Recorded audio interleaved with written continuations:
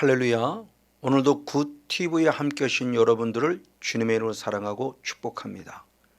오늘은 지난주에 이어서 성막의 마지막 부분을 한번 마무리 지어보면서 은혜를 나누길 원합니다. 지금까지 우리는 성막을 통해서 하나님의 영적 원리를 알아보는 가운데 마지막 말씀과 기도가 성막이 주는 영적 핵심에 대한 부분을 살펴보았죠. 그래서 우리는 하나님의 은혜 가운데 마당들을 지날 때 분명히 첫 번째는 번제단, 그리고 성소에서는 분향단, 그리고 지성소에서는 속죄소에 이르러 예수의 피를 뿌리는 철저한 회개의 기도가 필요함을 알아보았고, 또 두 번째는 마당들에서 물두멍, 그리고 성소에서 떡상, 그리고 지성소에서 언약궤를 통해서 우리가 철저히 말씀으로 살아가야 되는 사실을 알았으니, 사도 바울도 디모데전서 4장 5절의 말씀을 통해서 하나님의 말씀과 기도로 우리가 거룩해진다고 말하며 우리의 영성의 핵심이 말씀과 기도임에 대해서 우리 잘 알려주고 있습니다. 이에 오늘은 이 말씀과 연결시켜서 성막을 마무리 지으며 말씀과 기도의 영성으로 승리한 베드로가 있는 반면에 말씀과 기도의 영성 안에 온전히 올인하지 못해서 실패한 가룟 유다의 모습을 보면서 우리가 함께 한번 은혜를 나누기를 원합니다. 바로 여기 나타난 모습이 성공한 베드로나 바로 실패한 이 가룟 유다에게 영의 세계가 존재했다는 사실이죠. 바로 영이란 실체가 함께함으로 말미암아 누군가는 성공했고 누군가는 실패했다는 모습을 보면서 우리가 살아가는 삶의 현장이 영의 우리가 세계 속에 살고 있다는 것을 우리는 분명히 알 수 있습니다. 가장 먼저는 우리를 살리신 삼위일체 하나님, 그 삼위일체 하나님은 신명기 32장 10절의 말씀을 통해서 보면은 바로 우리를 광야에서 만나주시고 호위해 주시고 보여주시고 보호해 주시고 자기 눈동자같이 지키신다라고 말씀하고 있고, 역시 요한복음 10장 10절의 말씀에도 예수님께서 내가 이 땅에 온 것은 양으로 생명을 얻게 하고 더 풍성히 얻게 하기 위함이라 말하며 하나님과 예수님 성령이 우리를 지키심을 봅니다. 그런가 반면에 영의 세계 속에 살고 있다는 것은 하나님만 우리와 함께하는 것이 아니라 사단이란 존재도 역시 우리들 속에 역사하고 있다는 사실이죠. 그래서 역시 요한복음 10장 10절의 말씀에 보면은 사단을 도적이라고 비유하며, 도적은 도적질하고 죽이고 멸망시킨다는 말씀을 통해서 바로 하나님을 우리를 지키시고 보호하시면 사단은 끊임없이 우리의 것을 죄라는 합법적인 통로로 들어와 빼앗는다는 사실에게 가르쳐 주고 있습니다. 맞습니다. 이를 통해서 우리가 신앙의 가장 근본인 말씀과 기도라고 했는데, 이 말씀과 기도라는 근본마저도 역시 사단이라는 존재가 빼앗아감으로 말미암아 우리 신앙을 실패로 만들어가고 있다는 사실이죠.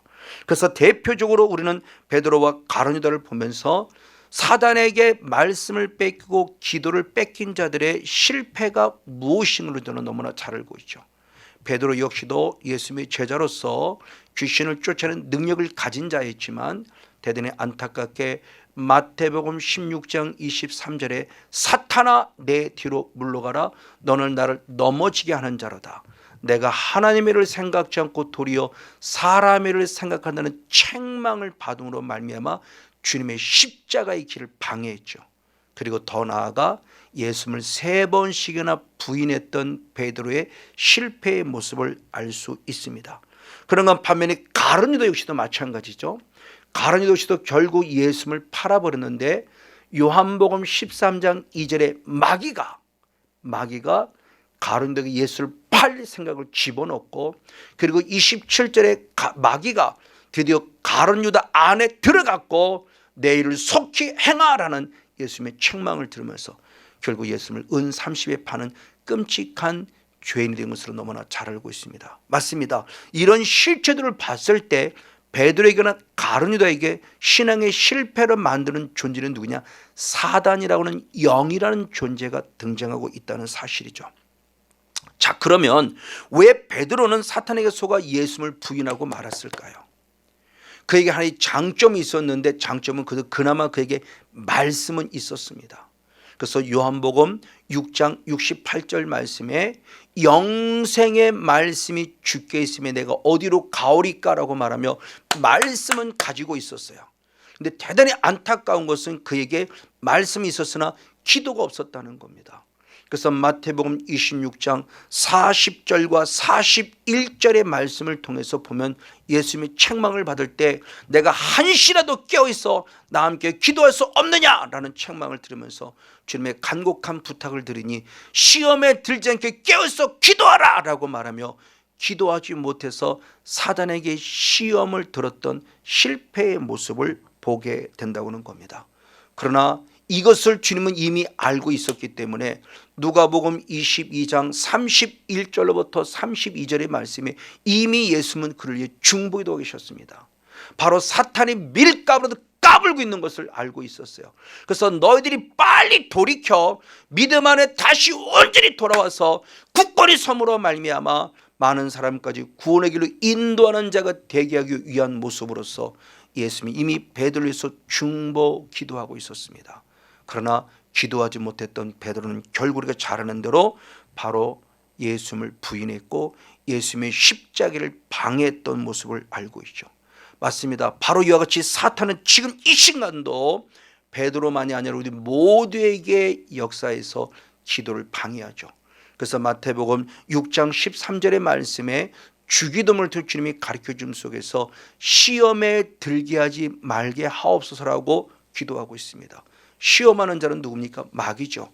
그래서 조금 전에 얘기했던 마태복음 20장 41절 말씀에도 시험에 들지 않게 껴있어 기도하라고 말씀했던 것이고 사도 바울 역시도 고린도 전서 7장 5절의 말씀에 사탄이 시험하지 못하게 하라고 말하며 바로 시험하는 자가 사탄임을 분명히 말씀해 주고 있습니다.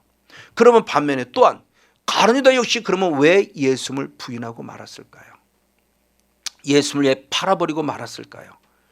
베드로 안타깝게 베드로는 그나마 말씀이 있었는데 가룟 유다는 그에게 말씀마저도 없었습니다.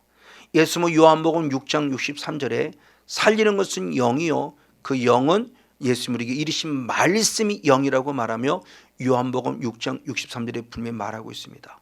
그런데 이 우리를 살리는 영인 말씀이 있음을 얘기했는데 바로 64절에 뭐라고 말씀하느냐? 이들 너희들 중에 나를 믿지 아니하는 자들이 있고 믿지 아니하는 자들도 나를 팔 자가 있다고 말하는 아주 중요한 얘기를 합니다. 자, 말씀을 얘기한 다음에 너희 중에 나를 팔 자가 있다고 말해요. 그러면서 베드로에게 물을 때 우리 베드로는 아까 얘기한 대로 요한복음 6장 68절 말씀에 영생의 말씀이 주께 있으면 내가 어디로 가오리나 아주 중요한 얘기를 하죠. 그리고 다시 역시 요한복음 6장 70절로부터 71절 말씀에 다시 주님 말씀하기를 너희들 중에 나를 팔 자가 있다라고 또 얘기합니다. 너희들이 12를 택하지 않느냐 그 중에 한 사람 마귀니라고 말하며 그 마귀의 짓을 한 사람이 누구냐? 가룟 유다였음을 얘기하고 있다는 거죠. 자, 요한복음 6장의 말씀을 두고 주는 메시지는 결국 뭘까요? 말씀이 우리를 살리는 것을 말하는데 말씀을 얘기할 때마다 중요한 얘기가 너희들 중에 나를 팔자가 있다고 말하며 말씀이 없는 자는 결국 주님을 배반하고 주님을 팔자가 있고 주님을 십자가에 못 박아 죽이는 끔찍한 죄인이 되는 사실을 가르쳐주면서 영적인 경각심을 주고 있죠. 그리고 나아가 가룟 유다는 더더욱 겟세마네 동산에서 기도하지 못한 기도의 실패자가 됨으로 말미암아 결국 사단에게 시험을 받아서 예수님을 부인하고 만 것을 우리가 너무나 잘 알고 있습니다. 이 사실을 통해서 마가복음 9장 29절 말씀에도 기도 외에는 이런 유가 나갈 수 없다고 말하며 바로 사탄과 싸우기 위해서는 반드시 기도가 필요함을 말하고 있다고는 사실이죠. 여기서 말씀을 증거하고는 여기 있는 성건용 목사 역시도 바로 13년 전에 2009년도 7월 달부터 시작해서 많은 아픔을 겪다가 2008년 12월 달부터 2009년 9월 달까지 기도하지를 못했어요. 목사였음에도 불구하고 10분 이상을 기도하지 못합니다. 있을 수 없는 일이 벌어졌어요. 그리고는 아픔을 겪을 때만 하나님을 원망했어요. 너무너무 어리석었어요. 나중에서야 2009년 9월 달에 인격적인 삼위일체 하나님을 만나고 나서야 영의 세계에서 사단이나 존재에 싸우고 이기면서 지금까지 쉼없이 기도하며 승리하고 있다는 사실이죠. 결국 무엇을 말하느냐? 말씀이라는 부분, 기도라는 부분 속에 영의 세계 속에서 베드로를 실패자로 만들고 가룟 유다를 실패자로 만드는 것은 그들의 사단의 역사를 통한 기도라는 분량, 말씀이라는 분량을 뺏겼기 때문임을 가르쳐 주고 있습니다. 맞습니다. 바로 이런 모습을 통해서 우리에게 중요한 영적 원리를 알 즈음에 누가복음 8장 12절의 말씀에 사단이라는 존재가 등장해서 말씀을 들은 길가바대 사람들에게 찾아가 말씀을 빼앗습니다. 누가? 마귀가요. 들은 말씀을 빼앗아요. 왜? 믿어 구원받지 못하게 하려고요. 병들게는 차원을 넘어서 구원받지 못하려 들은 말씀을 빼앗아가요. 말씀을 빼앗아가. 왜? 마귀의 존재 자체가 아까 얘기대로 도적질하고 죽이고 멸망시키는 자니까요.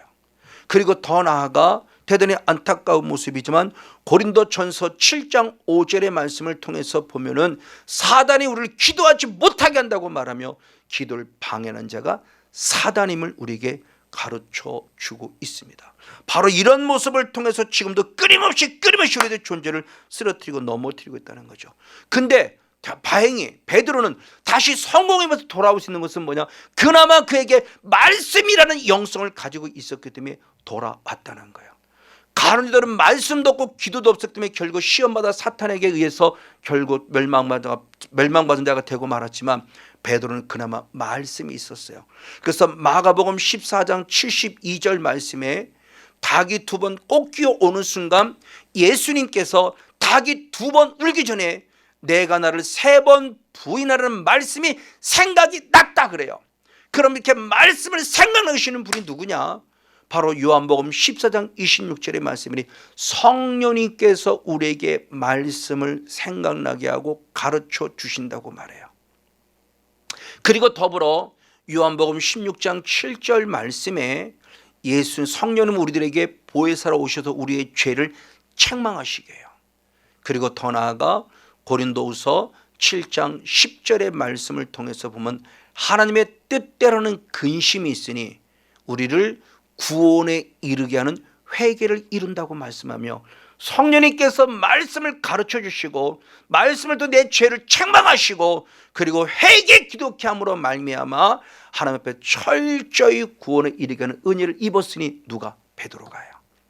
한때는 기도하지 못해 실패했지만 그래도 그나마 말씀 안에 거해서 승리했다는 것은 대단히 중요한 영적 원리를 알려주는데 더더욱 안타까운 것은 바로 가룟 유다는 말씀도 없었고 기도도 없었기에 회개에 돌아오지 못해요.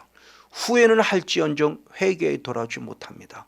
이것이 바로 오늘 우리들의 모습을 말하고 있으니 마태복음 27장 3절부터 5절의 말씀을 봤을 때 예수를 은 30에 판 다음에 나중에서야 그가 뉘우칩니다. 후회는 합니다. 그리고 돈을 돌려줍니다. 그러나 제사장들은 나하고는 아무런 상관이 없다고 말합니다. 그러면서 바로 5절 말씀에 은을 성소에 던져놓고 스스로 목매어 죽었다고 그래요. 왜요? 사단에 의해서. 그러므로 저와 여러분은 무엇이 필요하냐? 말씀이 반드시 필요하고 반드시 기도가 필요하다는 거예요. 이것이 그럼 베드로와 바로 유다라면 끝나냐? 아니요. 이사야 선지자 역시도 중요한 걸 말씀했으니 이사야서 28장 7절 말씀에 보면 제사장을 비롯해서 선자를 비롯해서 유다 백성들을 비롯해서 모두가 다 같이 포도주에 취해서 비틀비틀 거렸다고 말해요. 다 유괴 조건으로 보면 분명히 술 취함의 둠을 말하지만 더 영적인 깊이로 보면은 이사야 29장 10절 말씀에는 단순히 그들이 술 취했다고 말하지 않습니다. 무엇이냐? 잠들게 하는 영 사단에 사로잡힌 바 돼서 그들이 술 취했고 술 취한 그 결과가 뭐냐? 선지자나 선견자나 눈이 덮임으로 말미암아 눈을 감기음으로 말미암아 그들의 머리가 덮임으로 말미암아 목회 즉 선지자나 제사장들의 말씀이 없는 하나님의 음성을 듣지 못하는 타락한 자가 되고 말았다는 거죠. 그 결과 이사야 30장 9절 말씀에 보면은 백성들이 뭐라고 표현하는가? 하나님의 말씀을 듣기를 싫어했다라고 표현해요. 그리고 거짓말하는 자식들이 되고 말았어요. 그렇죠? 술 취함에 단순히 술 취함이 아니에요. 잠자기는 악한 영에 사로잡힌 바 되어 잘못된 길을 걸어가고 있었는데 그것이 드디어 백성들에까지 영향력을 입혀서 말씀 듣기를 싫어했다는 결과를 가져옵니다. 그래서 많은 이스라엘 백성이 타락했으니 어떻게 타락했냐? 이사야 29장 13절의 말씀에 그들이 결국은 하나님의 계명이 아니라 사람의 계명으로 말미암아 하나님을 입술로는 존경하지만 마음으로 멀리 떠나는 잘못된 신앙의 길을 걸어갔다는 것을 성경을 통해서 살펴볼 수 있습니다. 바로와 같이 사단의 영적인 존재는 사도 바울도 똑같은 것을 말했으니 디모데전서 4장 1절의 말씀에 마지막 날에는 많은 사람이 믿음에서 떠나는데 왜 믿음에서 떠나느냐 그랬을 때 미혹해 하는 영과 귀신의 가르침을 쫓았기 때문이다 라는 것을 통해서 지금도 끊임없이 사단의 존재가 역사 우리에게 말씀을 빼앗아가고 기도를 빼앗아가고 있다는 사실을 정확하게 알려주고 있습니다. 맞습니다. 이렇게 말씀이 없으면 어떤 결과를 가져오느냐? 사도 요한의 아주 중요한 영적 원리를 말해줬으니 요한일서 바로 1장 8절과 10절의 말씀일 때 말씀이 없는 자는 바로 죄를 짓고도 죄를 죄로 알지 못해요. 그래서 결국은 하나님의 말씀할 때 스스로 속이는 자라고 그래요. 근데 계속 죄를 짓고도 죄를 죄로 알지 못하면 10절 말씀에 역시 말씀이 없는 자는 더 나아가 하나님을 거짓말자로 만들어버린다고 표현하고 있습니다. 왜? 하나님의 말씀을 또 죄라고 그러는데 죄를 죄로 알지 못해요. 왜요? 말씀이 없으니까. 그러니까 가룟 유다는 바로 예수님을 팔았을 때 처음에는 전혀 죄를 죄로 알지 못했어요. 그나마 성령의 역사에서 기회를 줬는데 그는 후회로 끝났어요. 회개하지 못했어요. 이것이 지금 우리들의 바로 최후의 모습에 대단히 안타까운 모습을 보여주고 있는 현상임을 보여주고 있죠. 그럼 가룟 유다만 그럴까요? 아니, 여기 있는 성원영 목사와 더불어 모두가 다 같이 저도 기도를 뺏겨서 기도가 안 됐던 사람이었어요. 그러나 내 안에는 악한 영을 떠나보내고 나서야 제가 다시 기도가 회복되었다는 것은 말씀이 진리란 얘기고 제 스스로 말씀을 경험해 본 자예요. 그래서 저는 정말 말씀에 대해 전말려고 정말 최선을 애쓰고 있다는 사실이죠. 바로 이러한 모습을 또 하나 보여준 자가 누구냐? 스데반 집사님께서 요한복음 7장에 복음을 증거합니다. 근데 복음을 증거하는 놀랍게 말씀을 듣고 마음에는 찔림을 받지만 놀랍게 찔림받고 회개하여 돌아오는 것이 아니라 찔림받는 순간 말씀으로 나를 찔른 스데반 집사를 돌로 때려 죽인다고 사도행전 7장 54절과 58절에 말씀합니다. 왜 마음이 찔렸는데 돌로 때려 죽일까요? 말씀을 찔림받고 회개하느라 회개하지 못한 거죠. 가룟도 같이 회개하지 못하고 예수님을 끝내 팔아버린 것처럼 바로 우리들의 스데반 집사의 설교를 듣고도 회개하지 못한 자의 모습이 결국 사울을 돌로 쳐서 죽이는 살인자가 된 것을 봅니다. 그럼 왜 그들이 말씀을 듣고도 바로 찔림을 받았음에도 불구하고 회개에 돌아오지 못했을까요? 그 답을 사도행전 7장 51절은 분명히 말합니다. 할례 받지 못했다고 표현해요. 목이 곧고 마음과 귀에 할례를 받지 못함으로 성령을 거스려 우리 조상들과 같이 되었다 그러죠. 예레미야 시대에 그런 조상들과 똑같이 마음에 할례 받지 못함으로 결국 성령을 거스렸어요. 성령을 거스렸다는 것은 무슨 말일까요? 하나님이 그들에게 이미 말씀을 듣고 깨닫는 은혜를 주셨는데 스스로가 거부한 거죠. 왜? 할례를 받지 못함으로. 귀가 예수의 피로 씻김받고 눈이 예수 피로 씻김받고 마음이 예수 피로 씻김받아서 그 말씀을 듣고 아멘해야 되는데 아멘하지 못하였던 거죠. 그러나 자란대로 우리가 잘 아는 사도 바울은 다메섹 도상에서 주님을 인격적으로 만나는 순간 아나니아로부터 안수를 받고 성이 충만하게 임할 때 그의 눈을 가리웠던 비늘들이 벗겨짐을 통해서 영적 눈의 귀가 할례를 받고 눈이 할례를 받음으로 완전히 복음 안에 들어와서 새로워지는 영권 앞에 선 바울의 모습으로는 또한 살펴볼 수 있습니다. 맞습니다. 바로 이같이 주님의 짐 우리들에게 주어질 때 바로 이런 자들의 존재가 누구냐? 이 사람들이 길가밭이고, 이 사람들이 바로 돌짝밭이고, 이 사람들이 바로 가시받침을 말합니다.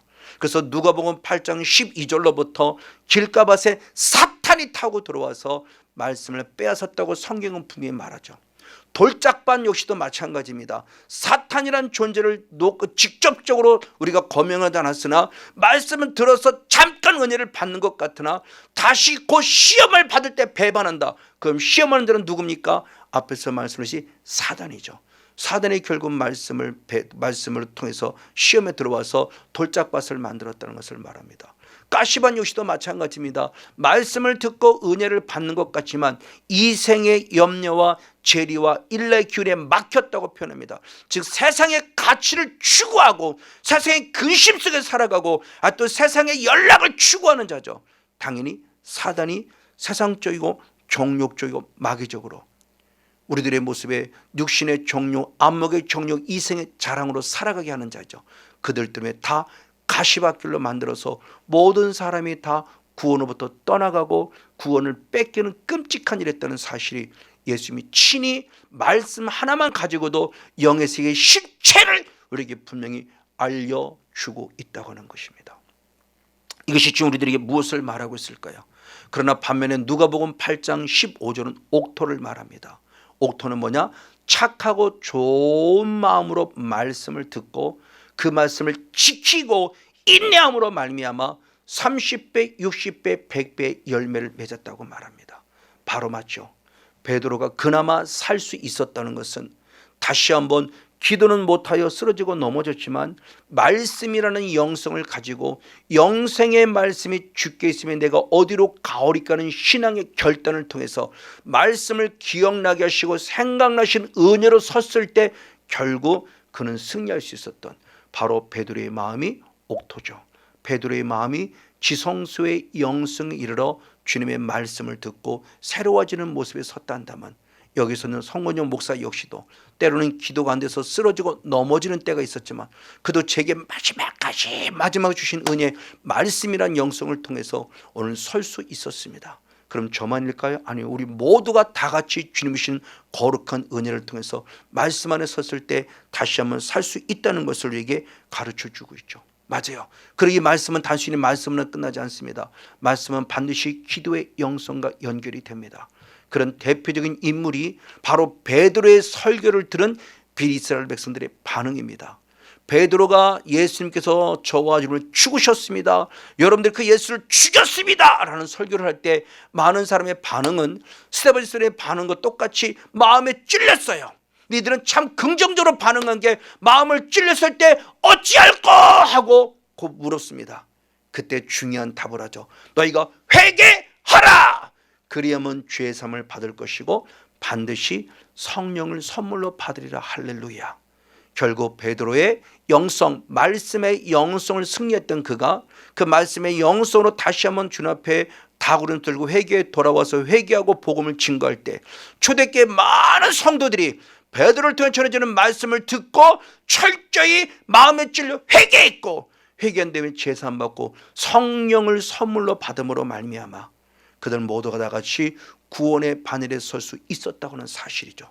말씀의 영성은 굳건히 서시고 말씀과 연결된 기도의 영성이 굳건히 서셔서 우리의 성망을 되주는 영적인 메시지 디모데전서 4장 5절의 말씀대로 기도와 말씀으로 말씀과 그대로 거룩해진다는 것처럼 저 여러분 철저히 말씀 안에 영성 안에 온전히 서시고 기도 안에 영적인 온전히 서서 사단이 끊임없이 말씀을 뺏어갈 때 사단이 끊임없이 기도를 실패하게 만들 때 저와 여러분은 성령의 통치를 받아 말씀과 기도의 전무함으로 말미암아 성령 충만한 하나님의 일꾼이 돼서 끝까지 영적 싸움을 싸우는 승리의 주인공. 그래서 성막의 영성을 통해서 저와 여러분의 복되고 아름다워지는 축복의 주인공이 되어지시기를 예수 그리스도 이름으로 간절히 축복하고 축원을 드립니다. 할렐루야. 주님으로 사랑하고 축복합니다.